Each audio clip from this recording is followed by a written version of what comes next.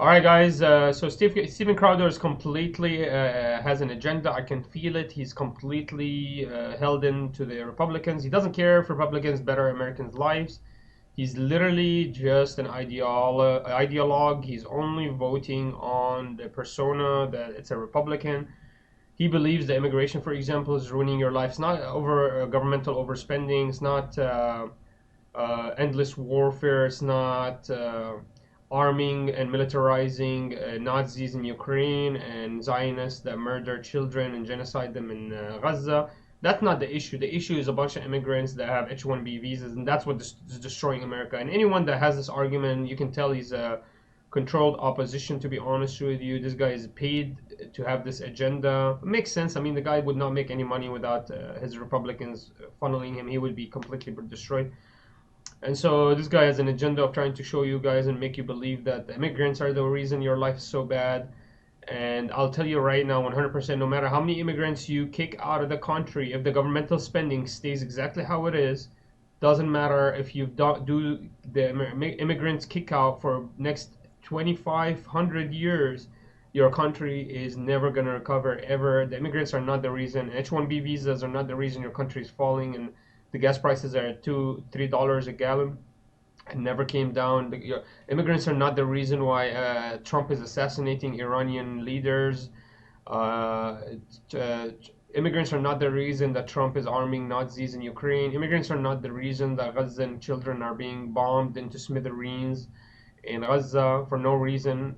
That is completely colonial, governmental, military spending aimed at destabilizing regions, and you will never recover. You are going to be the ones to pay for that. So Steven Crowder takes the L on this argument here, trying to, trying to make you believe the boogeyman is the H-1B visas, and it's not actually governmental overspending that's destroying Americans' lives.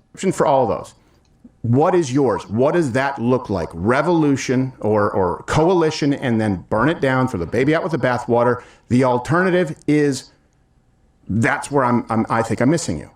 Here's my prescription. I just think that we need the young people to climb the ladder. I want to march through the institutions, get them in the college Republicans, to the campaigns, to the congressional offices, the think tanks. I think that we need to engage in primaries in 2026. I'm going to be very active, and we're going to tell everybody who's America first and who isn't, and who to vote for. And I think the people that are not America first, I think they should lose their elections. In 2028, So do I. Yeah, okay. So then, we agree on that. In 28, I think we should back a presidential candidate who is going to basically emulate what Trump did in 16, which is anti-corruption, America first, close the borders. And if that person can make inroads with the left, I think that's an interesting idea, because maybe the area of disagreement is there are a lot of people in our right-wing coalition who are kind of part of the problem. I would say there are, like, for example, when Trump bombed Iran, you had like 70% of Republicans supporting that. That's a load of crap. Yeah. And you have a lot of Republicans. I'm okay with the I know Iran you one. are, and I've heard your argument. We could have that one out, but like, Immigrants are the problem. Okay, man. I think that's a huge problem, and I think that there's a lot of people that Nick Fuentes fits the bed, probably, yeah. But you know who Nick Fuentes reminds me of? Jackson Hinkle. I swear they're both exactly the same setup. They're the same kind of energy. They speak kind of slowly, similarly. I think they hang out with each other all the time. they're going to vote for Trump literally no matter what. And what that does is it creates moral hazard, because then Republicans know that they can come in, they can screw us forever. And I guess the question is, for me, my prescription is like, I want results now. If you don't give them to us, we don't care. We will burn it down. And I'm being the unreasonable person in the room. I feel like you, because you're being reasonable, you are allowing the establishment to get away with everything. And Yeah, I'm tired of people being reasonable. This reminds me of the Sam Cedar issue.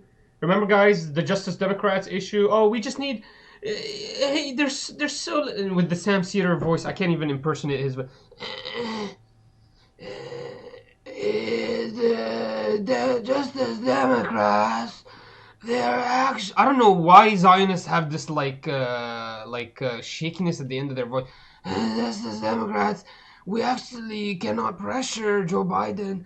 We need to actually hire more people, push more Justice Democrats in, and then we'll be able to, control the Democratic Party. So I know the Justice Democrats are useless right now, but they are our best fighting chance. Anytime you hear this word, best fighting chance, you know you're being propagandized.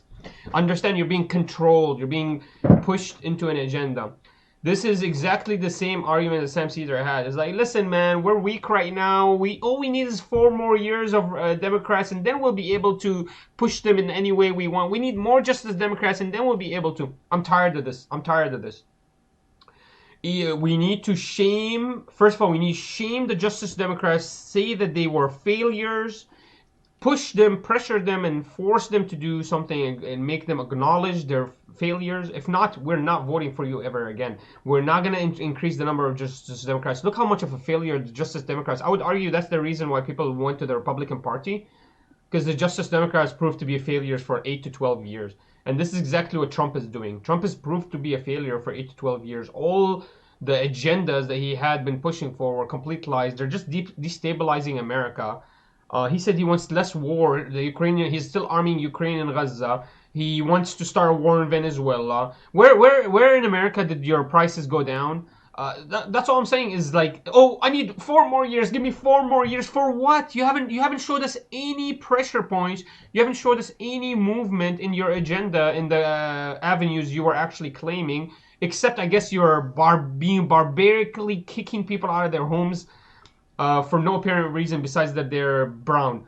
Other than that, you have not showed us anything. Gas prices are not going down. The deficit is not stopping. This defense spending is increasing. Lives are getting worse. More warfare is being pushed. Why should we vote for more Republicans again? I'm failing to hear this. To understand this argument that we just need 4 more years of Republicans and things will be better. How? They have not shown a single slither of being interested in any way in making our lives better. All they show is that they want to make Israel's lives better, not Americans.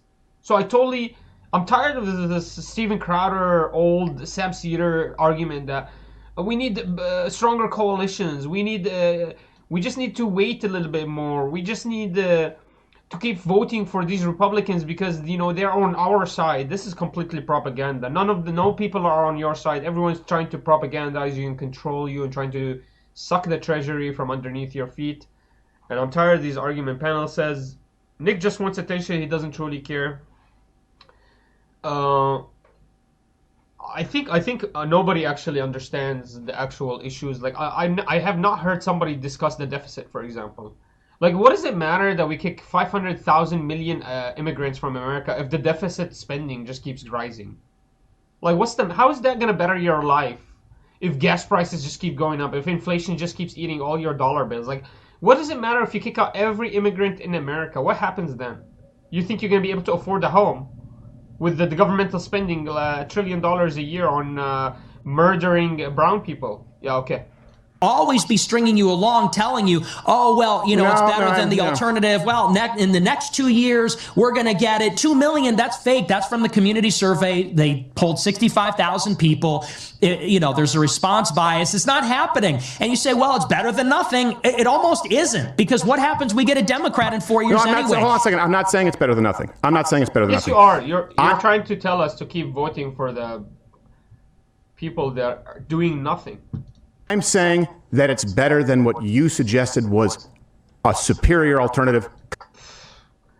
What a shit argument. I'm almost Kamala Harris. That's the standard that we do need to use here, because you said Kamala Harris would be a better choice. That's his fucking standard.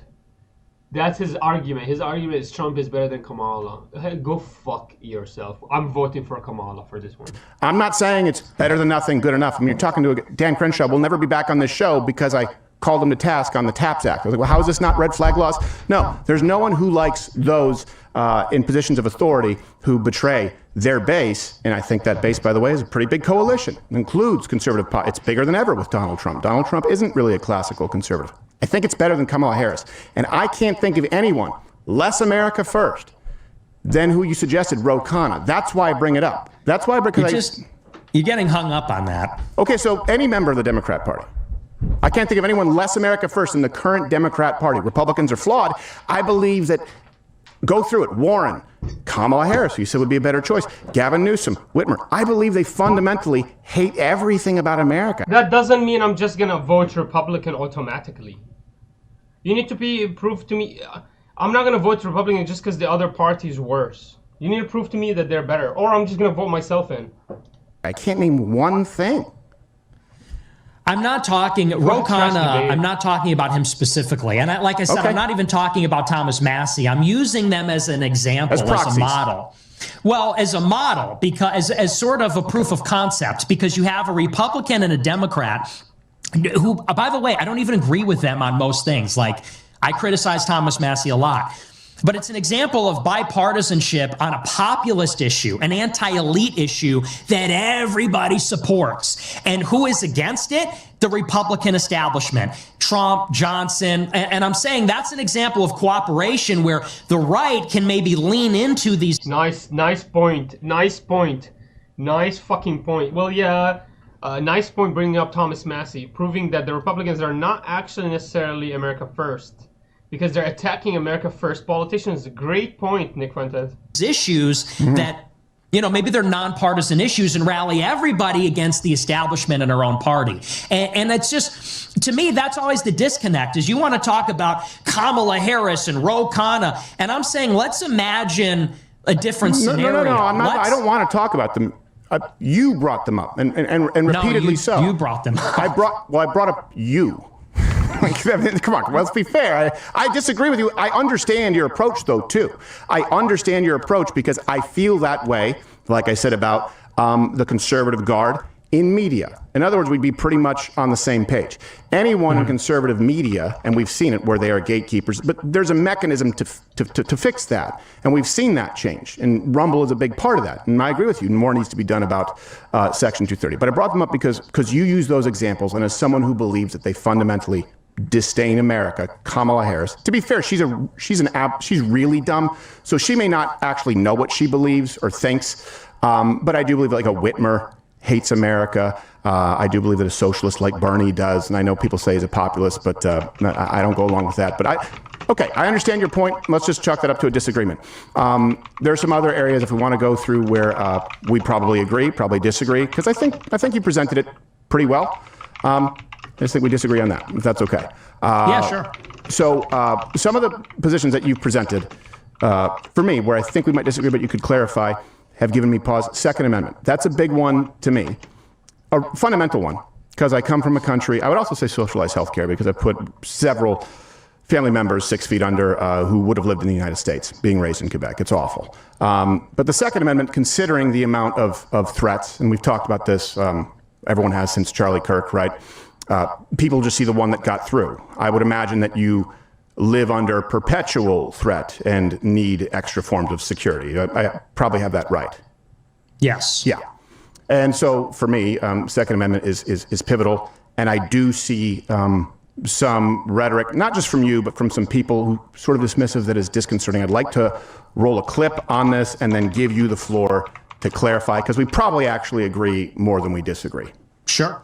There's this question of our government has no efficacy and it's not responsive to the needs or the wants of the people. So it's not really a democracy, and it also isn't working. So what do you do in that situation? Well, people start to say, and this is, as you know, this is the natural evolution of things. The people cry out for a tyrant. The people cry out for a dictator. Give us change, give us reform. And I certainly feel that. I think that's compelling. I'm a little skeptical of it as time goes on, because as I get older and more mature, I think we maybe take for granted the institutions that we've built up. And I've become ironically more conservative in my disposition and saying, like, maybe let's not race ahead of ourselves and get rid of things which have been around for hundreds of years. I would argue the constitutional system is already impaired because it's being abused by all the other organs of government. Even the Supreme Court voted 8-1 that said these injunctions are out of control. And you've got these like procedural things in the Senate, the filibuster. The president can't fire as many people as he'd like to fire without all this oversight. It's like, we do need an executive organ of government. So I would say that we should start with a more powerful president.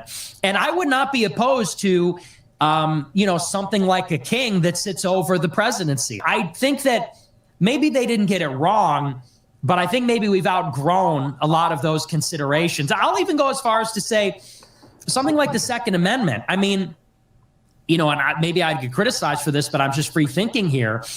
Ideally, you would want a society that is so orderly. Do you really want people running around with guns all the time? I mean, I know the argument about, and I am pro Second Amendment, I have guns, but something like that, it's like that is a clear instance where the left kind of makes a point about how we've outgrown some of the things that are in there. I'm going to get a lot of shit for saying that, but I just think that's true in like a modern city. I totally agree with you. No sophisticated modern society should need the power of guns to function. And if you do, you are a failed society. You're not a modern, successful society. Totally great argument, actually. Should everybody be packing heat like that? I mean, ideally, you'd have so much public order, it wouldn't be necessary. This is what religious people actually fight for, by the way, and advocate for. Okay, so first, let me just be really clear on my position. I do like a place where people are running around with guns all the time because I've been a place where they haven't, Canada, and it's a nation of pussies. You're talking Canada. Talk about Dubai. Talk about you think fucking Canada. Canada, you get stabbed because you came out of the falafel shop. You get stabbed for having an extra falafel sandwich. Why are you fucking acting like Canada is the example of modernity and success of all civilization? Why don't you bring up Dubai? Why don't you bring up Syria? Do you need a gun to walk around in Syria? And if you need a gun to walk around your city, how is that not a failed fucking city? If you need a gun to walk around safely and to get to your home safely, how is that not a fucking failed society? What a stupid... By the way, Steven Crowder is like the dumbest debater I've ever seen in my life. A couple more minutes, guys, and we're going to end this segment. Also, I will tell you this. On this topic, I have seen the video where the police, I don't think arrest, police showed up at your house. One of my producers here, who's a lawyer, said people should watch that as textbook on how to deal with police. And he's not Jewish. He's Greek. One of the very rare Greek lawyers. He's not very good. I like him. Yeah, he's not very good. So I wouldn't hire him in a divorce. She'll get everything. I do want to give you, in other words, I want to let people know that this is not a position taken from someone who has not been under threat. But I will say this, what I heard there and in watching you, concerning to me. Because what I see communicated is in your ideal utopia, to use the word, would involve a much stronger state with much more executive power. And I agree on the executive authority, but the end game, a much stronger state and much softer civilian arms, softer Second Amendment rights. And it sounds a lot to me like the left saying, well, it was for muskets and we can just revise it. Explain if No, it's just an argument that no successful modern society needs guns to operate, especially if everyone is assimilated into the culture or that the regulatory systems are effective enough to not need weapons. Excuse me, I don't want to live in a country where my mother needs to walk around with a handgun coming back from work so she doesn't get robbed on the bus ride. Like, what the fuck is... I'm sorry. You believe it's successful that you are allowed to walk around with guns in your city. I believe it's completely failure that I need to walk around with a gun or I might not be safe. That's a complete failure of the society. I'm not understanding how Steven Crowder does not see this. That's a mischaracterization. How do we know when we just... Now, look, if you want to act like, oh, I want to shoot my guns, that's fine. You're not allowed to bring them into the city.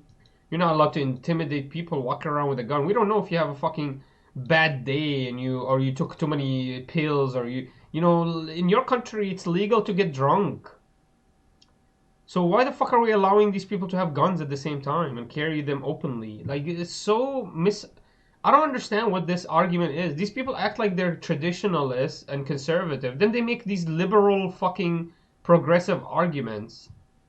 Well, I have the freedom to, own my own guns, because then the government will come and take over my guns. Then fuck the government. Why the fuck are you voting for the government to take over your guns then? Why are you giving the government so much power? And how do we decide? We probably don't want people running around with guns anymore. Well, I'm not in favor of gun control in America. I just don't even think that's practical. It's what, 400, 500 million guns or something. I don't think it's possible to control guns here. It's kind of gotten away. But I will just say it really comes from a feeling. I don't really have a fleshed out, like, hot take on it. But I do think about a modern city like New York or DC or LA and think, where do we draw the line? I know in Texas, for example, you have open carry. And I've done it. I was down in Texas with John Doyle, actually, years ago before we became enemies. And we were walking around with guns in our back pocket. Open carry has to be the worst, regulation I've ever heard of in my life. I mean, imagine how terrified your mother has to be just so she can come back home from work, or your sister. She sees guns everywhere. And these Americans are allowed to legally get drunk. Imagine these fucking Americans walking around with guns, legally getting drunk, in front of your sister or your mom. Ugh. Has to be the most terrifying moment of their lives. In the gas station. And I'm thinking, I actually don't know that I want to live in a city where people are literally walking around with guns hanging out of their... Yeah, literally, like, imagine your mom going to the gas station and there's like 6 dudes with ARs on their shoulders. Holy shit, imagine the fear your mom has to go through just to put some fucking gas in her car. And you don't know which one of these guys is drunk or is on a pill or, I don't know, some legal substance that they allow here in America, like marijuana. In fucking America, they allow legal drugs and shit like that. So not only they allow legal drugs, then they allow you to legally carry. That's the worst concoction I've ever heard of in my life. Good luck to your mother getting home without trauma. Pants. I guess I already do live in one. I live in Chicago. They don't do it legally. Well, I'm going to say that might just be a Chicago thing because everyone in this studio is strapped right now, and I love it. Like you're almost making me erect. I love having a gun in my asshole because if I don't, I might actually get shot and murdered and robbed on the bus going home. I love it. What the fuck? In your description. What's the argument here? Why do you love it? Why? The freedom for me to have a gun? Bro, this is the problem is these traditionalists advocate for regulations, putting immigrants in jail, blah blah blah blah blah, and then they want the freedoms to do whatever the fuck they want. Why do you want to police everyone's behavior except your own? Like, what is this argument, like hypocritical argument?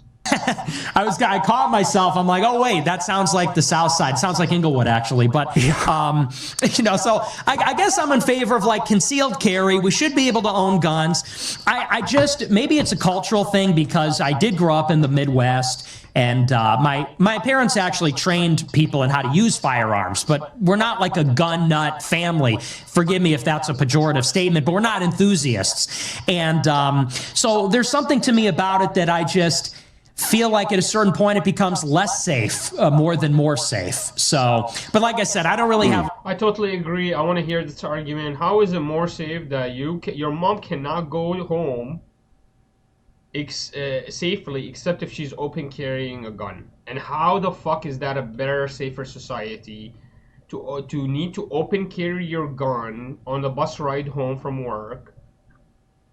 How is that a representation of a safer, better, more free society? If anything, it's proving that this is a post-modernity failed society, postmodern failed society, that every human being need to save his soul in living in this failed society. They need to open carry, or they need to just get ready to be subjugated to robberies or ending of their lives because somebody else is open carrying and they want what they have. What a failed society, in my opinion. I don't know how that's success in anybody's eyes. I need to hear from your comments, guys. How is this so why is this so a success to have a society that you cannot actually go back home from work unless you have a gun? And how is that freedom pushing? And how is that, how does that make you feel good? that your mom has to pour some gas in her car. She has to go through 12 AR-15s waiting in front of 12 AR. How does that make you feel safer? I don't understand that at all. My understanding is to feel safer, go take a martial arts class. That way you're always safe forever, for all the eternity, no matter where you are, what position you are, you're ready. That makes me feel safer. Having experience and knowledge on the world and the people around me and my society and like my actual alleyway, knowing these neighbors, knowing exactly who's who and where, that gives me safety. That gives me protection. But having a gun, how the fuck does that give me safety? You know how terrified I am? I gotta pull it out, and if I pull it out, I need to make sure I shoot the right guy. I don't shoot the guy next to him or left to him. Then I get a murder case because I was trying to save myself, but I like shifted my gun a little bit. What the fuck is by the way, what kind of society is this that I have to go home and I feel safe because I have a gun? The argument would be that a safer society, you would never need a gun to feel safe going home from work. So it doesn't make sense to me that you say, "Oh, I feel safer when I have a gun." It's actually no. It's actually creating more opportunity for detriment when you own a gun. And if the only way you can feel safe in your society is if you own a gun, that means your society is a failed society. I want to hear an argument against it. Please debate me down below in the comment section or text me. Yeah.